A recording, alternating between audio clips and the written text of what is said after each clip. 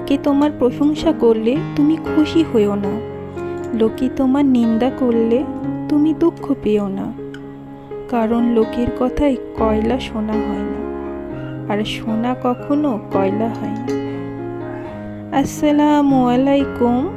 কি অবস্থা, কেমন আছেন সকলেই? আশা রাখি সকলেই আল্লাহ পাকের অশেষ রহমতে ভালোই আছেন, এবং আমিও আমার অবস্থান থেকে বেশ ভালোই আছি। তাহমিদাস ডেইরি ব্লগ থেকে নতুন দিনে আরও একটি নতুন ভিডিও নিয়ে আপনাদের সামনে হাজির হলাম। আমি তাহমিদা, রাজশাহীর মেয়ে, বগুড়া থেকে বলছি। আজকে আমি সকাল সকাল থেকে ভিডিওটা শুরু করেছি। তো ভোর 5টার সময় প্রায়ই ওঠা হয়, কোনো দিন যদি একটু লেট হয় তো দেখা যায় 6টা বাজে, কিন্তু সবসময় আমি চেষ্টা করি ভোর 5টা থেকে 5:30টার মধ্যেই উঠে যাওয়ার। কারণ এখন মেয়ের স্কুলও শুরু হয়ে গেছে, আর সব ছুটি শেষ, ঈদের ছুটি শেষ, আবার রেগুলার দিনে মানে রুটিন অনুযায়ী চলতে শুরু করেছি।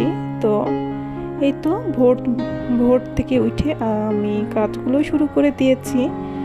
আর এই তো আমি যে সকালে ঘুম থেকে ওঠার পর আমি যে ইসবগুলির ভুসি মানে পানিটা তৈরি করে রাখি, সেইটা কিন্তু আমি এই যে নাস্তা বানানোর পরই খেয়ে ফেলি।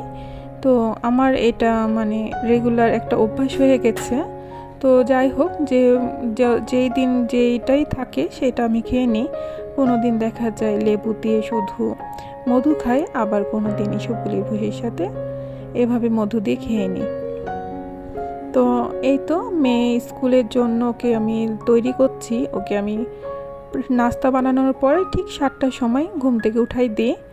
তো এখন ওকে ব্রাশটা করিয়ে দেব, তারপরে ওকে ফ্রেশ করিয়ে দিয়ে আর ড্রেস পরাই দেবো আর কি।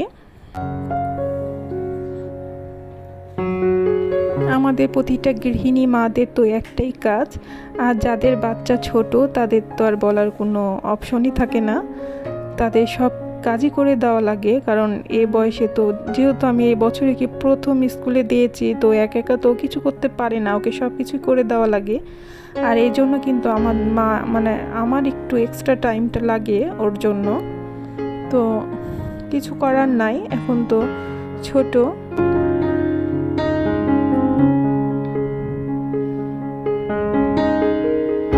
গরমের দিন প্রচুর, তো চুলটা না বেঁধে দিলে হয় না, খুব গরম লাগে। তো চুলটা বেঁধে দিই আসলে। আর ও চুল কাটতেও চায় না, আমি বলি যে চুলটা একটু কেটে ছোট করে দিই, তো কিন্তু চুল কাটতে চায় না নওরিন। তো এভাবে কিন্তু চুল ও বড় করে রাখবে, ও আরও বড় করতে চায়, কিন্তু আমি সেইটা দিই না করতে। তো ক্যামেরা অন দেখে কিন্তু ও ক্যামেরার দিকে তাকে একটু হাসলো। আসলে ও সবই বুঝে, কি বলবো আর। তো একটু খাওয়াই দিলাম, ঘুম থেকে উঠে কিছুই খেতে চায় না, তো আমি জোর করে অর্ধেক একটু রুটি খাওয়াই দিয়েছি। তো এই যে এখন বললাম যে তুমি বাইরে যাও, আমি বোরখাটা পরে আসছি। তো আমি কিন্তু ওকে স্কুলে রেখে চলে আসি আবার বাসায়। তার মধ্যে এসে কিন্তু আমি অনেক কাজ করি, যেমন ঘরগুলো গুছিয়ে নিই, তরকারি কাটি, অনেক কাজই করা হয়। আর এই যে রান্না শুরু করেছি, এখন কিন্তু মেয়েকে স্কুল থেকে নিয়েও চলে এসেছি, তারপরে কিন্তু আমি রান্নাটা স্টার্ট করে দিয়েছি। ওর স্কুল ছুটি হয় প্রায় 10টা, তো আস্তে আস্তে 10টা 10 মিনিট বেজে যায়। তো আসার পরে কিছুক্ষণ রেস্ট নিয়ে আবার আমি রান্নার কাজও শুরু করে দিই। তো আজকে আমি তেমন কিছু রান্না করব না, গতকালের অনেক তরকারি ছিল। এখানে আমি 2-3 রকম সবজি দিয়ে মাছ রান্না করব। এখানে আছে ডাঁটা, পটল, তার সাথে ঝিঙা, আলু। মানে কিছুদিন থেকে মাংস খেতে খেতে আর ভালো লাগে না, তো ভাবলাম আজকে মাছের ঝোল করব সবজি দিয়ে। তো যে কোনো একটা তরকারি করলে কি হয়, বাচ্চাদেরকে বাধ্য হয়ে সেই তরকারিটা খেতেই হয়। আর যদি তার সাথে আরও কিছু রাখি তো দেখা যাবে যে তারা আর এই মাছের তরকারি তার হাত দেবে না, শুধু মাংস তরকারি খাবে। ওই জন্য যে কোনো আমি একটা তরকারি আমি সবজি দিয়ে বেশি করে করার চেষ্টা করি, যেন এইটা তাদেরকে খেতেই হয়। কারণ সবজিটা না খেলে কি হয়, বাচ্চাদের একটা বদ অভ্যাস হয়ে যায়, তারা আর কোনো সবজি পছন্দ করে না, খেতেও চায় না। তো এই জন্য আমার এইটা করা আর কি।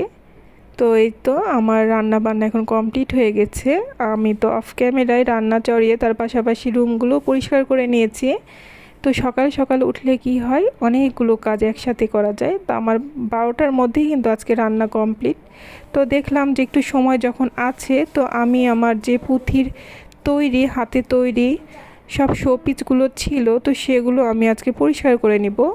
তো এখানে আমি সব এই তো একটা বলের মধ্যে নিয়ে ভালো করে পরিষ্কার করে নিব।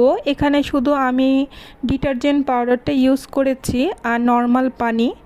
তো অনেক দিন থেকে ধোয়া হয়েছিল না, জিনিসগুলো অনেক আঠা আঠা হয়ে গেছিলো। তো সেগুলো আমি কিন্তু পরিষ্কার করে নিচ্ছি। তো একটা সংসারে কিন্তু কাজের অভাব নাই, আর সেই সংসারটা যদি আমরা সুন্দর করে সাজিয়ে গুছিয়ে রাখতে চাই আর সব সময় পরিষ্কার পরিচ্ছন্ন দেখতে চাই, তাহলে তো দুই হাতকে কখনোই কাজহীনভাবে বসিয়ে রাখা যাবে না। টুকিটাকি কাজ করার উপরেই থাকা লাগে।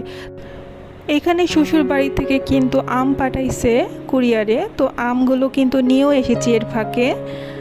আর পচিলি আম আমার মেয়েদের খুবই প্রিয়, তো ওই তো আম দেখে তো তারা কেটে খেতেও বসে গেছে। তো এখন পর্যন্ত যে সকল আপু ও ভাইয়েরা আমার এই ভিডিওটির সাথেই আছেন, আশা রাখি ভালো লেগেছে। আর ভালো লাগলে প্লিজ আমাকে একটি লাইক করে দিবেন। আর এই ধরনের ভিডিও সবসময় দেখতে চাইলে আমার চ্যানেলটি সাবস্ক্রাইব করে আমার চ্যানেলের পাশেই থেকে যেতে পারেন।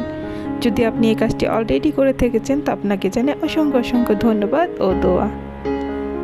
আসসালামু আলাইকুম, আল্লাহ হাফেজ।